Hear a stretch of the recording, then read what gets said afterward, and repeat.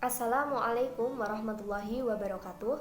Berjumpa lagi dengan saya Lianovita Sari dari kelas Tadris Matematika 3E. Di sini saya akan menjelaskan tentang salah satu materi dari mata kuliah Filsafat Pendidikan Matematika dengan materinya yaitu yang berjudul Kalkulus dan Kombinatorika. Untuk submateri yang pertama yaitu mengenai konsep kalkulus, di mana dalam konsep kalkulus ini kita akan membahas yang pertama yaitu mengenai fungsi. Nah, kata fungsi pertama kali digunakan oleh Gottfried Leibniz pada tahun 1673 untuk menunjukkan nilai kemiringan kurva pada titik tertentu atau yang kita kenal sebagai fungsi turunan. Leibniz juga memperkenalkan istilah variabel, konstanta, dan parameter. Kemudian tahun 1718, Johann Bernoulli memperkenalkan fungsi sebagai sembarang ekspresi yang menggunakan variabel dan beberapa konstanta. Demikian juga dengan Euler. Jadi untuk ekspresi semisal x kuadrat plus 2x plus 1 juga dapat disebut sebagai fungsi, yang kemudian Clairaut dan Euler memperkenalkan lambang fungsi x dengan fx. Kemudian yang selanjutnya yaitu limit, turunan, dan integral. Nah, langkah penting pertama mengenai kalkulus dimulai oleh matematikawan Yunani yang bernama Zeno dari Elea sekitar 450 sebelum Masehi yang mengemukakan 4 masalah yang berkaitan dengan ketakhinggaan atau yang kita kenal dengan paradoks Zeno. Masalah lainnya adalah metode exhaustion yang pertama kali digagas oleh Eudoxus sekitar 70 sebelum Masehi yang terkait ide dasar dengan kalkulus integral. Archimedes sekitar 225 sebelum Masehi menunjukkan bahwa luas daerah yang dibatasi parabola sama dengan 4/3 luas daerah segitiga dengan alas dan tinggi yang sama. Persoalan penting kedua yaitu menghitung harga dengan cara luas poligon. Masalah integral lain Archimedes yaitu menghitung luas permukaan dan volume dari bola, kerucut, paraboloida, dan hiperboloida.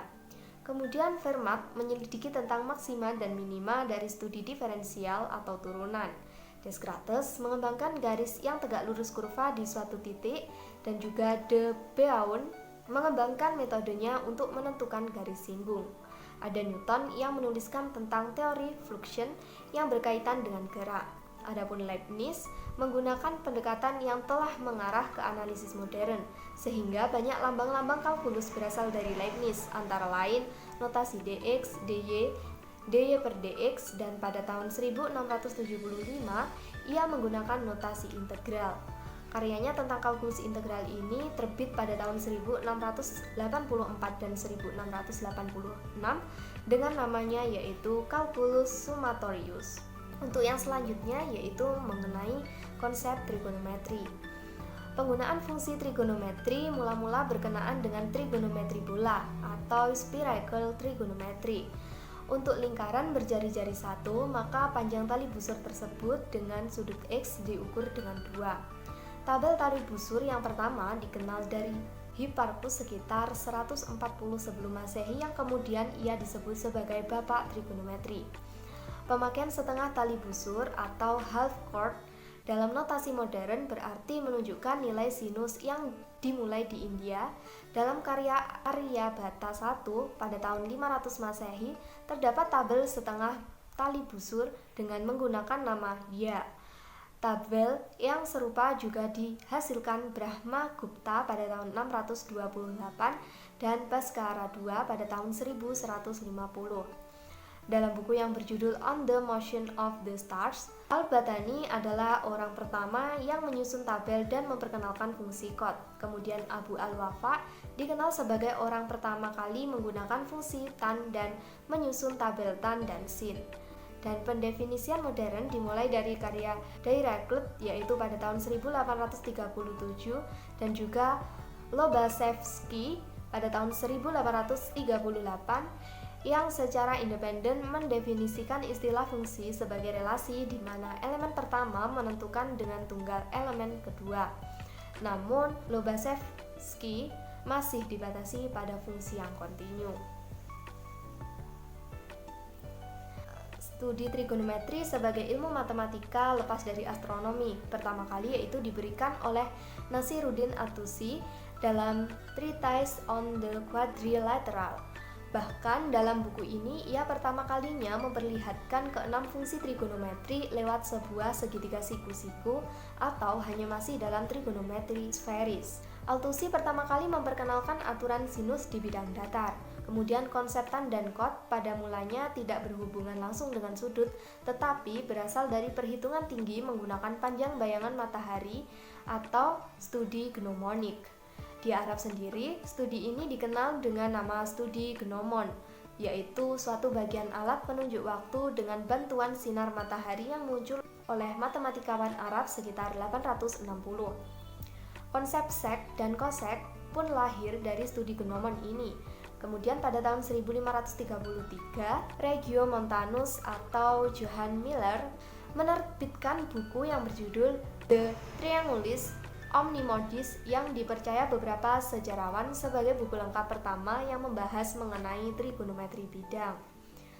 Dan untuk submateri yang selanjutnya yaitu ada konsep kombinatorika.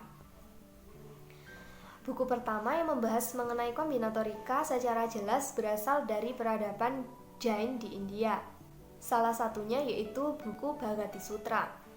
Mahavira sekitar 850 Masehi secara menakjubkan menulis rumus umum untuk banyak permutasi dan juga kombinasi. Pada buku Lilavati, Bhaskara menulis tentang permutasi dan kombinasi di bawah judul Angka Pasal. Kemudian berikutnya buku kuno atau Sing yang memuat soal mengenai beberapa jenis heksagram yang dapat dibuat. Di Cina juga telah dikenal masalah mengenai teori graf, bujur sangkar ajaib atau magic square sekitar 200 Masehi. Kemudian nama Lusu adalah nama untuk bujur sangkar ajaib 33. Kemudian Abraham bin Ezra sekitar 1140 Masehi telah menemukan bukti sifat simetri koefisien binomial. Pada sekitar 1321, Levi ben Gerson atau Gersonides menulis sifat yang terkait rumus permutasi dengan n, permutasi dengan n, r, dan rumus umum kombinasi dengan n, r. Kemudian Blaise Pascal, Leibniz, Bernoulli, dan Euler termasuk peletak dasar-dasar kombinatorika modern. Ada Jacob Bernoulli menulis Ars Conjectendi sekitar 1713 dan dapat dianggap sebagai buku pertama yang ditulis tentang kombinatorika.